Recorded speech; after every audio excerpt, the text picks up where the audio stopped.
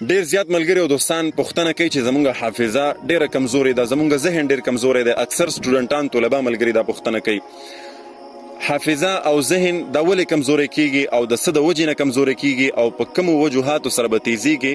دغه ټولې خبرې په دغه ویډیو کې تاسو سره شریکوم. دغه ویډیو خپله هم وګورئ، عمل پې وکړئ او د نورو دوستانو سره هم شریکه کړئ. د ټولو نه مخکې ملګرو حافظه چې تباه کیږي او خرابیږي او ذهن ورسره انتهایی کمزورې کیږي هغه د سترګو غلط استعمال کول.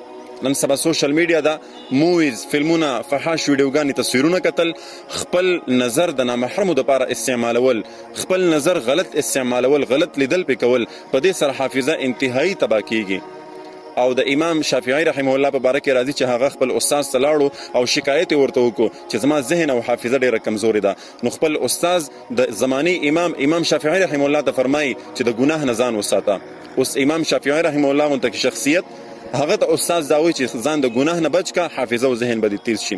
نو دوستانو که غواړئ چې زموږ حافظه تیزه شي، زموږ ذهن تیز شي او بالکل فرش وي او څه چې یادو په اسانۍ راته یاد شي او څه چې یاد قرآن هیر نشي، نو براه کرم خپل نظرونه صحیح استعمالوي، غلط نظر مه استعمالوي. په بازارونو کې ډېر مه ګرځېږئ، غلطو فلمونو ته مه کښېنئ، غلط ویډیوګانې مه ګورئ، دغه رنګې نامحرمو ښځو ته مه ګورئ، داسې ځایونو ته مه ځئ چې هلته کې ستاسو نظر غلط استعمال شي. نو انشاءالله حافظه او ذهن به هم نه کمزوری کېږي او نه به خرابېږي. عمل درته ښایم، عمل دا دی چې د هر فرض مونځ نه پس دا ښی لاس دغسې رخلئ او په دې سر باندې ږدئ، 11 کرتې یا قویو یا قویو یا قویو، دا د الله نوم دی، دا وایي. ورسره الم نشرح سورت چې ده سورة الانشراح په 10مه سپاره کې بسم الله الرحمن الرحیم الم نشرح لك صدرك ووضعنا عنك وزرك الذي انقض ظهرك ورفعنا لك ذكرك فإن مع العسر يسرا إن مع العسر يسرا فإذا فرغت فانصب وإلى ربك فارغب.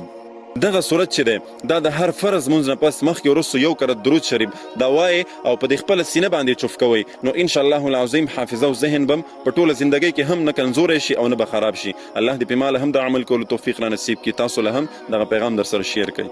الحمدلله زموږ انلاین کلاسز شروع شوي دي. که چېرته تاسو خپله یا خپلو بچیانو ته په خپله نګرانۍ کې انلاین د قرآن زده کړې په خپل کور کې ورکول غواړئ، نو همنن زموږ سره اړیکه ونیسئ. دغه زموږ د وټساپ شمېره ده. زموږ په اکیډمۍ کې تاسو ایډمیشن کولی شئ.